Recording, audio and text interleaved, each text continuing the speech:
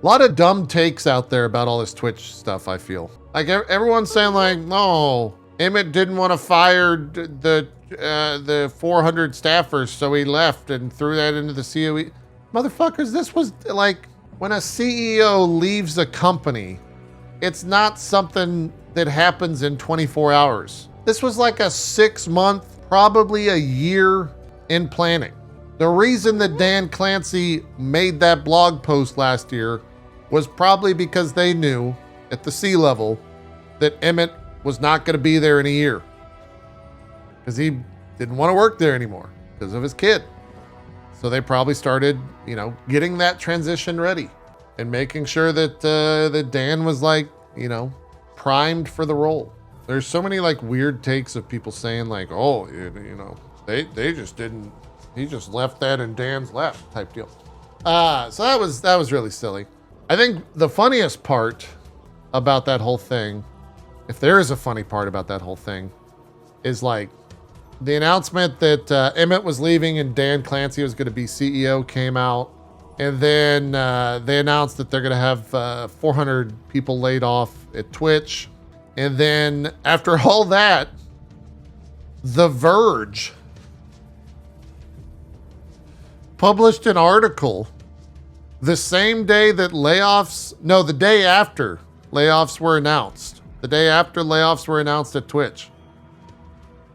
And the article is entitled, "After a string of creator controversies, Twitch is pretty sure it made the right changes."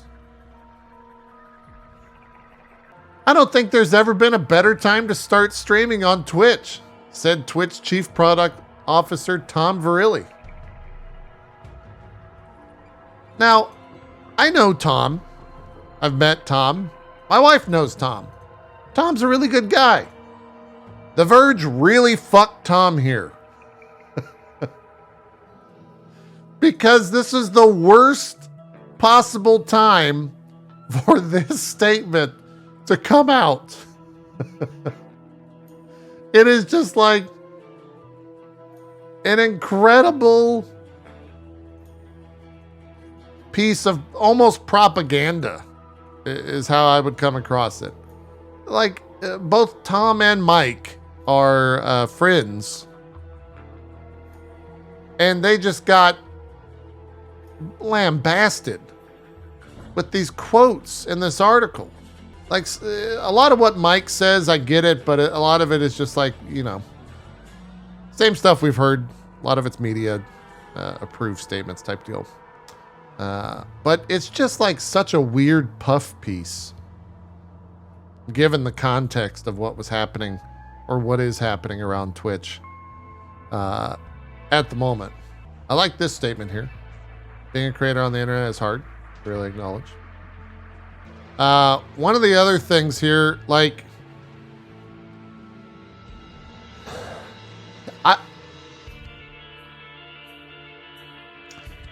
we think the next evolution of chat is with Guest Star, really said. Guest Star is currently in beta. It's integrated tools that allow streamers to easily feature other creators or their audience in a live stream. I don't know what's going on with Guest Star at Twitch, but my theory is someone high up at Twitch saw Guest Star and said, this is it. This is the product that will separate us from all these other platforms. Push Guest Star as much as you can. And the rest of the company moaned and groaned and said, this is an absolutely nothing burger. But they're doing whatever is being told from up high, whoever is trying to champion Guest Star, and they're pushing it so much. It is honestly insane how much Guest Star gets promoted within Twitch. I have been, I gotta be careful what I say. There is a potential for Twitch to be interested in what you're doing if you somehow utilize guest star. A great example of this is the Streamer Awards brought to you by Twitch. Now, not only was that a community sentiment win for Twitch, and not only did they take their entire social media outlet, at least Twitter, and help push the Streamer Awards, they tried to feature guest star on the red carpet with people asking questions to people on the red carpet. The 2 times that they pitched to it, they didn't even say what the fuck was happening or what tool they were using, guest star. One of them had the streamer muted. The other one, the person that it was being pitched to couldn't hear them. I think they maybe did it 3 times and that was it. But that was enough to, to sway Twitch over to support the Streamer Awards. So, yeah, kind of a weird thing. Anyways, this article sucks. In summation, it's a bad article. I feel bad for. I don't know if they were like sitting on this article or if it was like, the cynic in me was like, oh, this was like a weird puff piece to come out during all the negativity because the negativity was going to come out. So let's have some way to balance it out. I don't know. That article sucks though. Don't read it. An article that you should read came out this morning, or really this afternoon. Came out about an hour and 42 minutes ago. From Nathan Grayson, called How Twitch Lost Its Way. Some of these quotes in here are kind of silly. Some of the people they talk to or some of the people Nathan talks to are kind of whatever. But there is a lot of good in this. A lot of people spoke anonymously as well. They had 10 current and former Twitch employees speak to the Washington Post. They talk a lot about just like failed opportunities. Some of the quotes are kind of crazy too. Like this one right here, it kind of makes sense. I want to say we said something similar to this on Drop Frames. They're talking about Ninja and Shroud going to Mixer. Despite the defections, Twitch viewership held steady in 2020. Twitch viewership skyrocketed to its highest point ever. Some of these are factoids that I think occurred because of other things that were happening in the world, like COVID. That's why 2020 saw, the viewership skyrocket even after Ninja and Shroud left, etc. A lot of people like to tie that to like Twitch doing well or Twitch doing the right things, and I don't think it's the case. I think it's a mix of both that's heavily lopsided in COVID's favor to why that stuff that blew up.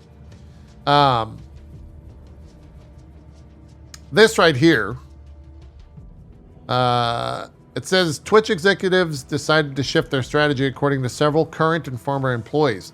Instead of paying a premium for top talent, the company offered its big streamers less lucrative contracts. This is correct. They had contracts. I was contracted, as well as a bunch of friends of the stream, people that we've had on Drop Frames, were contracted around this time, and they realized that there's no need for that, so they stopped offering those contracts. There are still contracts that exist, but they are for the tip top of Twitch. But the reason why is because they say, quote, it was a bet against creators. One former employee said, that was Emmett's hypothesis. We didn't need to be paying millions of dollars. It wasn't necessary that we didn't fully need big streamers. It was that they don't have anywhere else to go, and we need to be profitable. Twitch declined to make Shear available for comment. Twitch executives came to view big departures of big-name streamers as an opportunity, according to employees. Truthfully, Twitch is not too upset when top creators leave. Whenever a top creator hits, like what I like to call the purple ceiling, they leave or they go They leave or they don't stream as much, which allow other creators to grow to be in the top, one former employee said, referring to the moment creators reach the zenith of their popularity on Twitch and either move on or burn out. With Ninja leaving, I think we saw 5 or 6 new stars come out of that. Kai Cenat, this year's breakout Twitch star, attracted more than 300,000 paid subscribers, breaking Twitch's sub record without much investment from the company, according to one current employee. We didn't make a custom deal, the Twitch employee said. A year later, he's the #1 most subscribed streamer on the platform, which is wild. Cenat has proved to be a massive success, but one former Twitch employee whose team brought Cenat into the Twitch fold as part of a strategy to recruit more women and people of color says it felt like their team was swimming against the tide versus getting full support. They say they believe more investment from Twitch would have multiplied that success.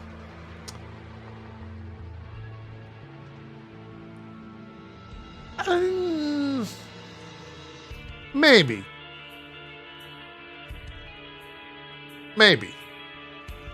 It would have helped. 100%. But I feel like, I don't know. Kai's success is a lot of different factors. It was kind of perfect stormy type situation. That and the dude's, the dude is entertaining. It is what it is. The point, the former employee said, is that Twitch could have 10 more Kais by now if they are a lot more intentional about expanding their market to reach broader audiences. Maybe. The thing, I believe that there are an inherent amount of viewers on Twitch at any given time, and the top streamers, for the most part, share the large majority of those viewers. And there's not really, at least in the past 3 or 4 years, there's not really any new viewers. Very few people come to Twitch for the first time. I think the one reason that people do come to Twitch for the first time, and one of the biggest doors for new people to Twitch, is Kai Cenat's success. But I also think the next avenue of success is non-English streams. Capitalize on the Spanish speaking world. Support that world. Because what the fuck? Those streams are incredible in terms of viewership. And they don't really, they get support, but give them all the support, right? Get those viewers here. This next part is a little scathing to a person by the name of Constant Knight. We'll read it in full. Twitch's current approach is in part of a product of scale. No company could ever be able to give personalized attention to partner creators like Twitch did when there are only 1,000, not millions of creators. But the bigger issue in the eyes of some of Twitch's community is one of direction. An influx of senior executives, who some current and former employees say treat Twitch like another tech company, has contributed to the feeling of malaise and displeasure with the platform. Several current and former employees pointed to Constant Knight, who served as a VP of creators. Knight, a YouTube exec who also had a brief tenure at Instagram, joined Twitch in July 2021, focusing on the platform's partner creators, including some of the biggest names on the platform. Under Knight, these current and former employees allege that team wound up rudderless. Some former employees said they felt the executive was broadly unsympathetic to the needs of creators. The direction we'd gotten from her over the course of her tenure was cut cost, a current employee said. Knight did not reply to multiple requests for comment. Twitch also declined to comment on Knight and other claims made by current and former employees. In January 2022, email viewed by The Post or in a January 2020, this is kind of crazy. In a January 2022 email viewed by the Post, Knight wrote that burnout, a pervasive issue among longtime Twitch streamers, was not a valid reason for creators to not meet contractual obligations. She claimed that employees waived monetary penalties could cost Twitch over $1 million per year. While some Twitch employees had previously opted to not penalize streamers for burnout-borne breaches, Knight said she was putting an end to that practice. Now, she's not wrong in this statement. A contract is a contract is a contract. Streamers agreed to said contracts. They should honor said contracts. That being said, this is not something you would want to say in an email. What the fuck are you doing? Why did you put that? That's something that gets said like behind closed doors in a meeting where there's no secretary. This is a wild thing right here, and not a good look at all. Not a good look whatsoever. 1 second. Doesn't help that Twitch keeps up in the hours every month. Yeah, I think that's an algorithm though. But yeah, not a good look at all for Knight. Garvey, a former Twitch employee, I know Garvey quite well. Very nice feller. No longer works at the company, but yeah, I've known him actually for quite some time. A lot of fun to. I've had some fun nights with Garvey. Let's go with that. Characterized Knight as an impediment to his work and the work of others. I worked with her for 7 months, and we never got any kind of team-based strategy. How we want to work together, said Kandala, who led Twitch's student team and had been at Twitch for 8 years before he resigned in July. And she didn't want to give any of her allocated budget to anybody on the team. Here's where it gets kind of crazy. In August, one now former employee who spoke to the Post sent an email to Twitch higher-ups describing a pattern of complaints to HR and departures from the company relating to Knight's management style. In the previous 6 months, they wrote in the email, which was viewed by the Post, 12 Twitch employees had gone to HR or logged complaints with their superiors overnight. 5 had left the company, citing Knight as a reason, the email alleges. One employee, who directly reported to her, requested that their whole team be transferred out from under her, the email states. Kandela and other employees who told the Post that they resigned in protest of Knight's management style and decision-making. The employee who wrote the email had previously been critical of Knight's management practices. They were dismissed from Twitch shortly after sending it. Current and former employees who spoke to the Post believed it to be a retribution. The company saw over 300 employees leave in 2021 and more than 60 depart in 2022 as of March 2022, according to Bloomberg News. Knight herself left in September. Current and former employees said Knight was not the only example of an out-of-touch leader at Twitch. It's a broader issue at Twitch, one former employee said. There's been plenty of crappy leaders who leave Twitch that nobody said anything about.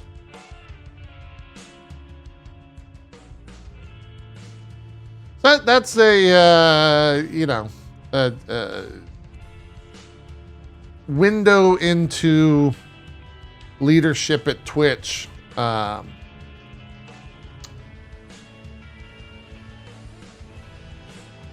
That I think kind of, makes you see what's going on there, ultimately. I definitely recommend this article. I'll link it in the chat if you want to read it in full. They go on to talk about like ads and how ad networks work. Basically what DJ Wheat was saying. Yeah. It was a good article. Go check it out if you have not yet. Anyways, I'm sure we'll be talking about all that on Drop Frames more. I'll probably bring some of that up as well.